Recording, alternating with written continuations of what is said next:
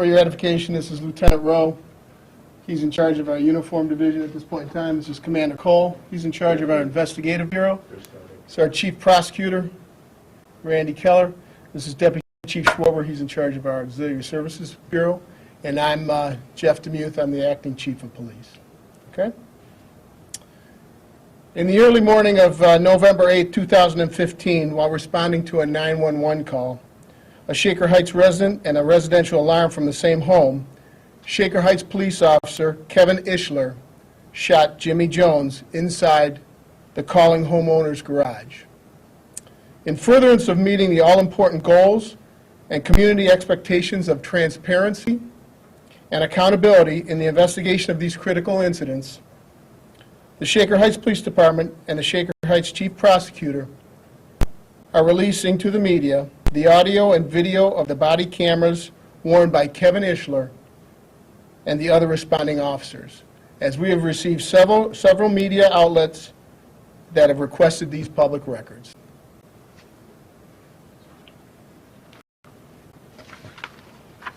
In each of these critical incidents, they're comprised of a unique set of facts and circumstances that require careful decision-making as to what items should be made public during an investigation and when that disclosure should occur.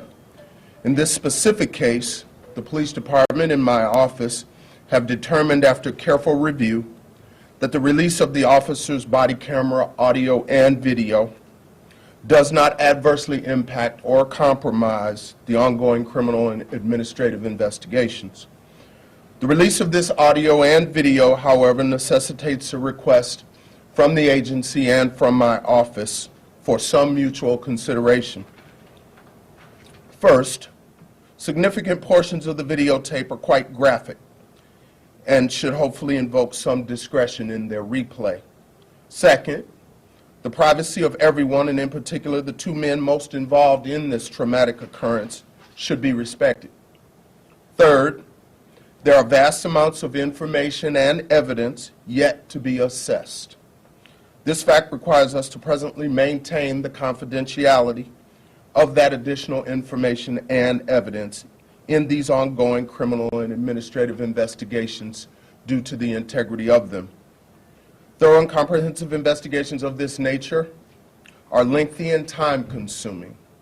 Consequently, both the Shaker Heights Police Department and my office respectfully request patience in order for the investigations to both result in a just outcome and that we pursue the standards of excellence that both entities strive to attain, with an assurance from us at the end that transparency and accountability will be there upon their conclusion.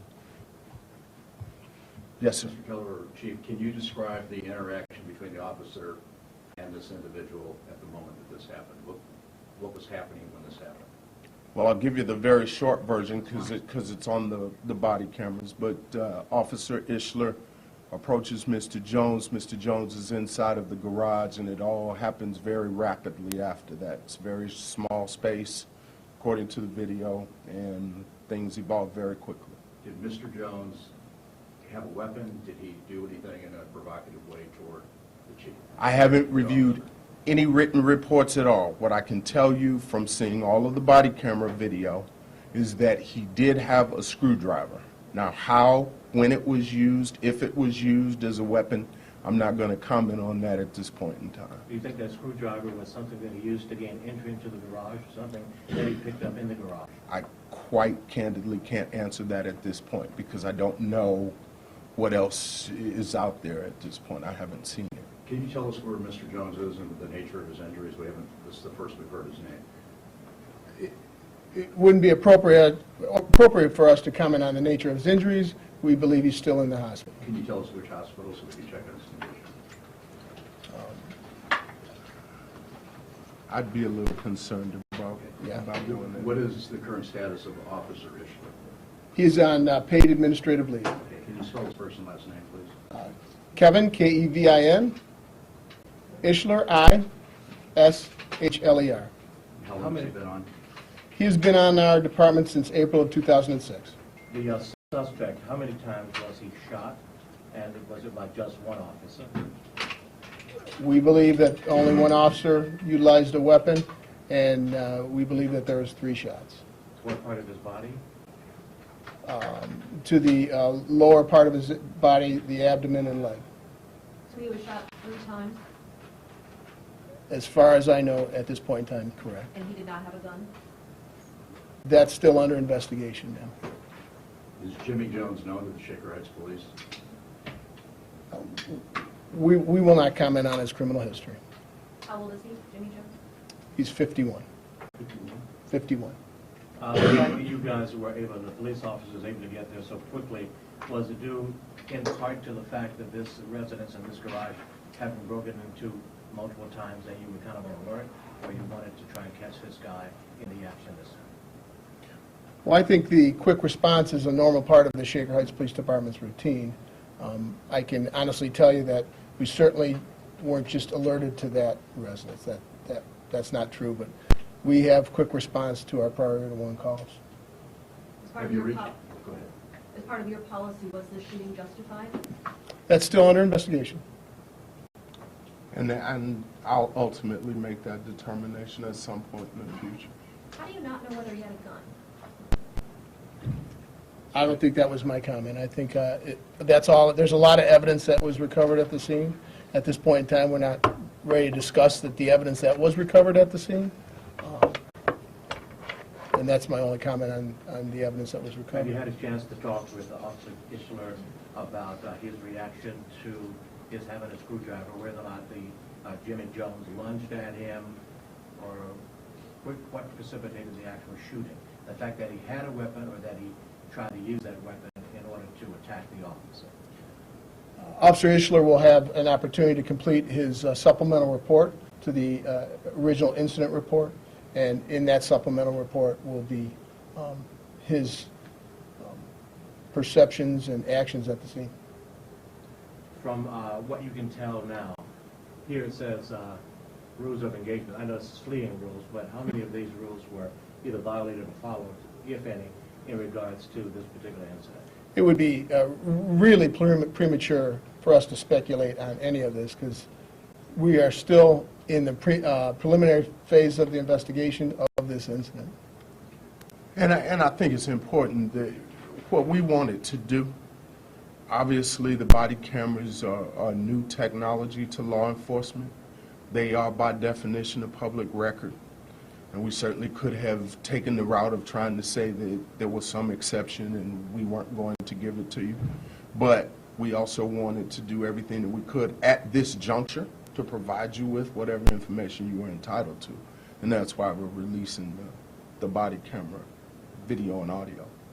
And how all of the other evidence and information corroborates with that has yet to be determined. And that's why we're going to continue to tell you it's still under investigation because, quite frankly, I haven't seen any of it. The only thing that I've seen is what we're giving you. What was your reaction when you saw it?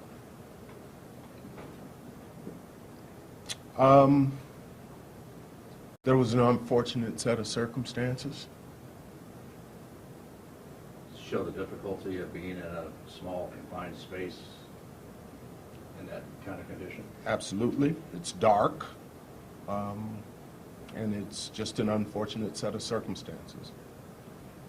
As to, my decisions down the road, as I said, we do things thoroughly around here. It's going to take some time.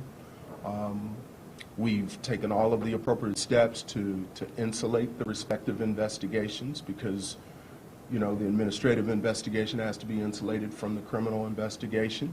I have no intentions on ruling on whether or not Mr. Jones engaged in any criminal activity to further that integrity, so all of that will be given to Mr. McGinty's office. Who will decide if Mr. Jones is charged with the crime? Mr. McGinty's office will make that decision. Is there anything you could say about Kevin Ishler's personnel history? Not at this time. Is Jimmy Jones a resident of Cleveland or Shaker? We believe he's a resident of Cleveland.